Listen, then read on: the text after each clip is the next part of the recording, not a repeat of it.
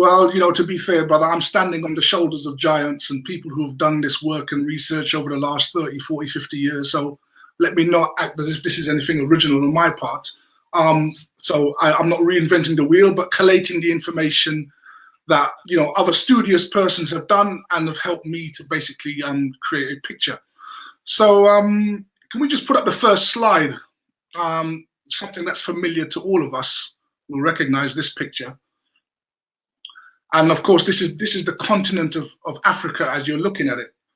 Now, what's really interesting is that whenever history is discussed, or certainly the history of Black people are always told, you are from Africa. If you see a medieval portrait with, you know, perhaps a countess and there's a Black girl in it, they tell you, oh, that's probably an African servant, or you know, a slave, and she was brought to Europe where she was looked after. And for Black people, actually, telling them that they are solely out of Africa is probably one of the biggest cons ever perpetrated on the minds of Black people. Because what we're not taught, of course, is that yes, the original man came out of Africa, but the original man, Black man, was all over the world. Interesting. Now we can prove this with the next slide. It's a very short video, and let's see what this gentleman has to say. The original hunter-gatherers to come to Britain and Ireland were Black. So say it loud, I'm Black and I'm proud.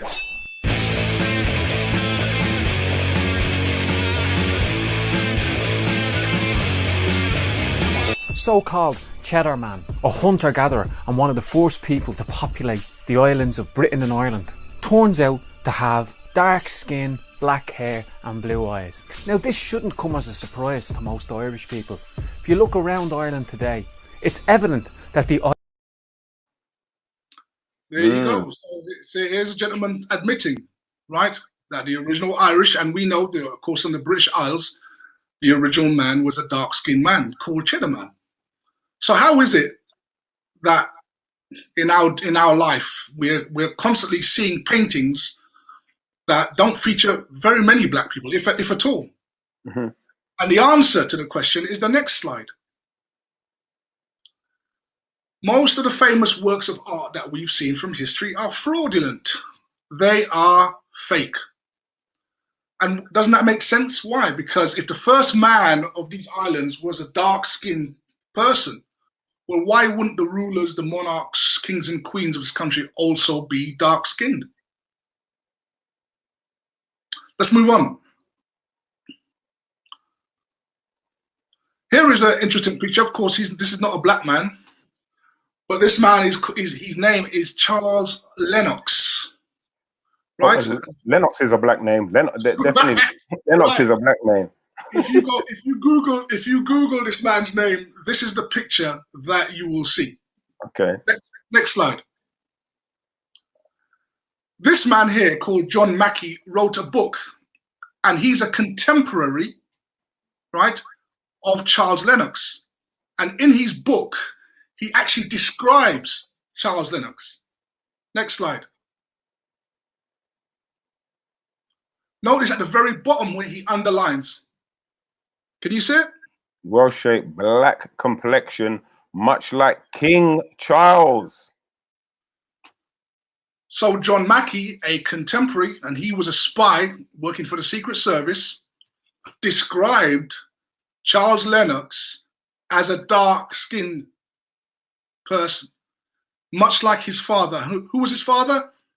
King Charles II.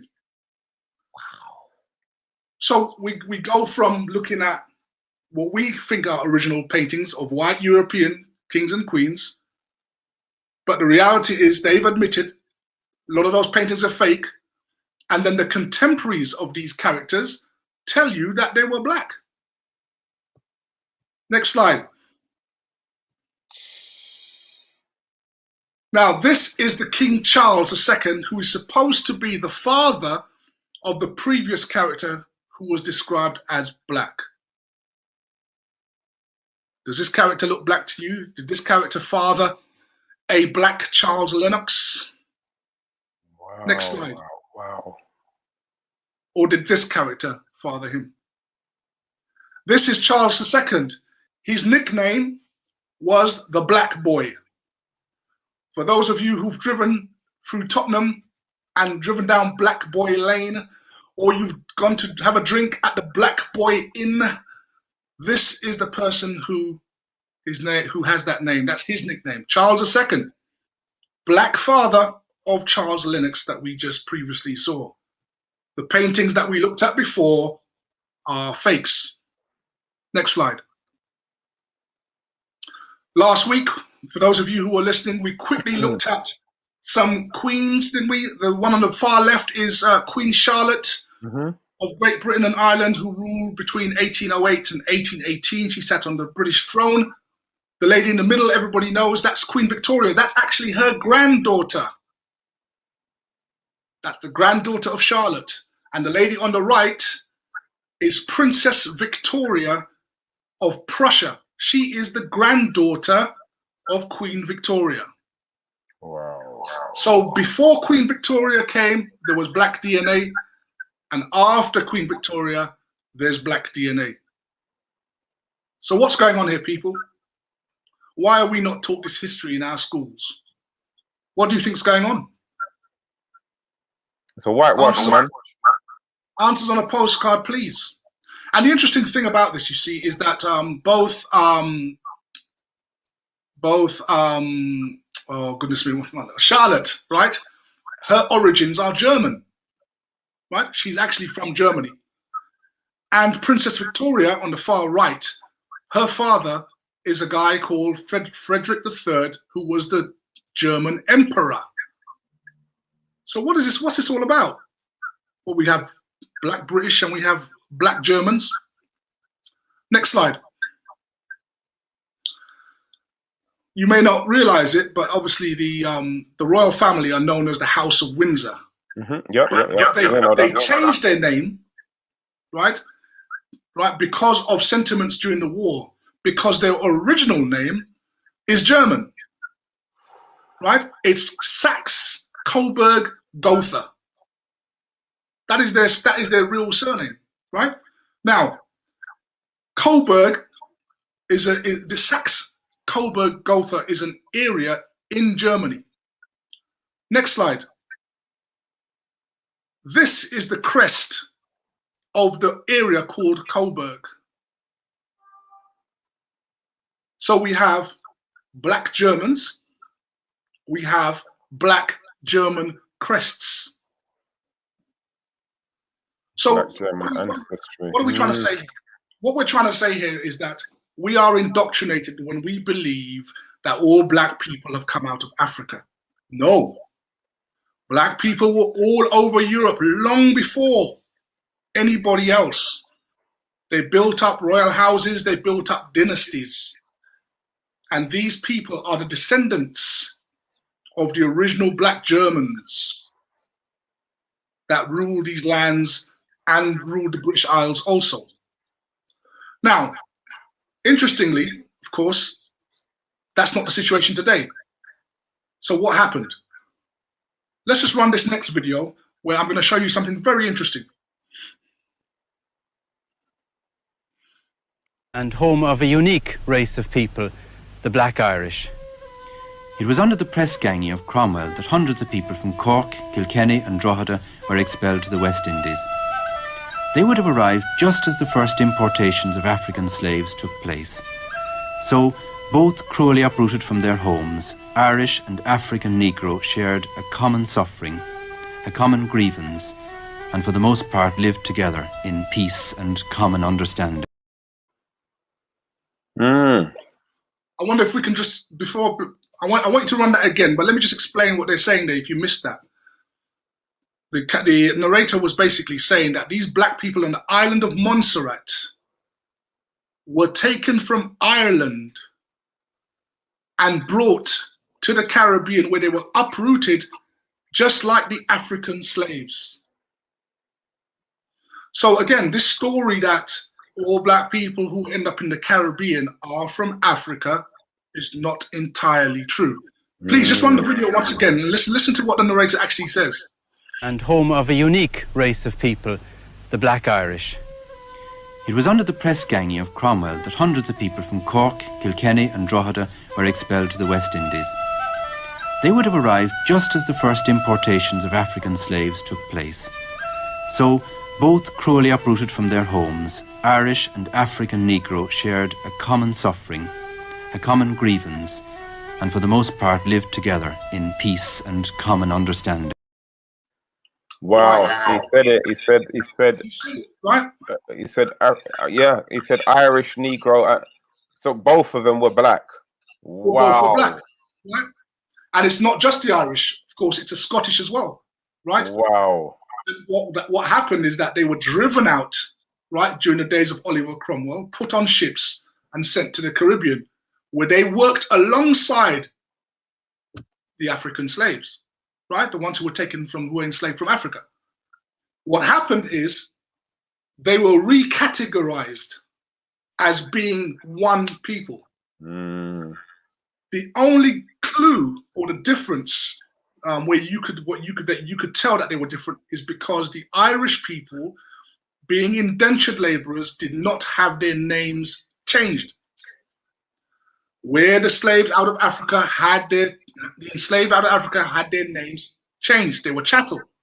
So what you find today is a great number of people in the Caribbean, in Jamaica, in Montserrat, in Barbados, have Irish surnames. And we made this point before, and I'll make it again. Some of us are already home. Amazing, mate. Some of us are already Amazing. home. So the point being is, Europe is in many ways black man's home. It's black man's home too.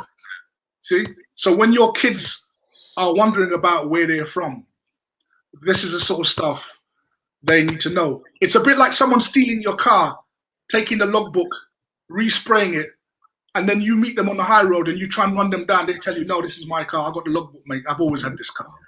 Well, look, Jackie Pearson says this explains why we get on so well with the Irish community. Right, right. Well done, Jackie. Yes, exactly.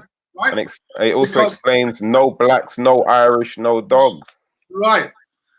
There you go. But the original Irish people and the original Scots, that's why you have many Jamaican people with a lot of Scottish surnames. Campbell, MacLeish, MacDonald. Stewart. Right? They are original clan. They are original Scottish people. And so that's what people may not be aware of. Just quickly, the next slide, just to end up on this point. This is the flag of Jamaica, of course, for those of you who know. So for all you Jamaicans, if I were to ask you, the first black people to come into Jamaica, do you know where that came from? Do you know where they were taken from? If you say they were taken from Africa, the answer is no. Ooh. Don't upset the Jamaicans tonight, Tony. Please. I can hear Dutch pot covers being taken off and they're not being used to chest the food. They're gonna use them as weapons, bro. They're gonna use them as weapons. You see, this is all part of the lie. You see, the first Jamaicans, or they weren't even Jamaicans. They were enslaved peoples that were taken to the island of Jamaica in 1513. Were Spanish and Portuguese. What? Right? They were Spanish and Portuguese. They were taken from the Iberian Peninsula, 1513. Look it up. Por favor. ¿Qué pasa? 1513. The first black people to be taken to Jamaica. Not even que pasa. It's que pasa pasa. Right? Wow.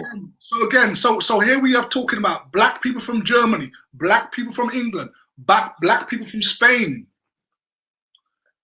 Black people are not solely originating in Africa. They are the original peoples of Europe. They were conquered with successive migrations and pushed out. And one more thing quickly before we end up. Next slide quickly. Thank you. This is Benjamin Franklin, founding father of the Americas, of the USA, one of the founding fathers, historian, well-respected statesman. Next slide. Notice what he says. He writes a book. Next slide. Observations concerning the increase of mankind. So basically, it's a book about races and groups of people and where they're spread out throughout the world. Next slide. Notice what he says. In his final paragraph, he says, which leads me to add one remark, that the number of purely white people in the world is proportionately very small. He says all Africa is black or tawny. Tawny is an old-fashioned word for brown. Asia, chiefly tawny. America, wholly so, brown. Now notice, he says, and in Europe, the Spaniards, Italians, French, Russians, and Swedes are generally what we call a swarthy complexion, as are the Germans. Cucumber, look at this, your history reveal itself tonight, master. And this was written in 1751.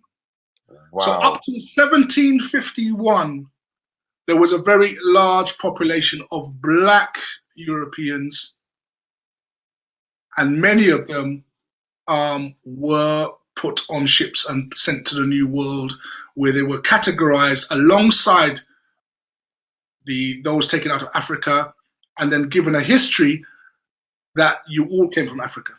But some of you are Scottish, some of you are Irish, some of you are Germans. Yeah, well, look, Henny McLeish says she's a McLeish, and she's going to tell her mum. Blossom Nation says that's why they have a Spanish town in JA. Well, Port Antonio. Jamaica has a very strong Spanish influence. Most people very don't much realize so. the first Jamaicans, the first black people that touched down in Jamaica were out of Spain and Portugal. Yes. It's all making sense now, isn't it? Wow, Tony. Once again, mate, an eye opener, absolute eye opener.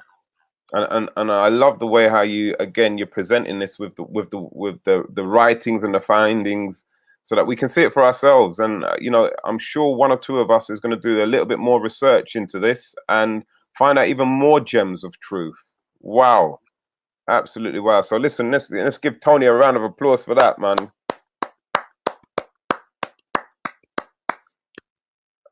I can't wait to see what you're going to bring next week, mate.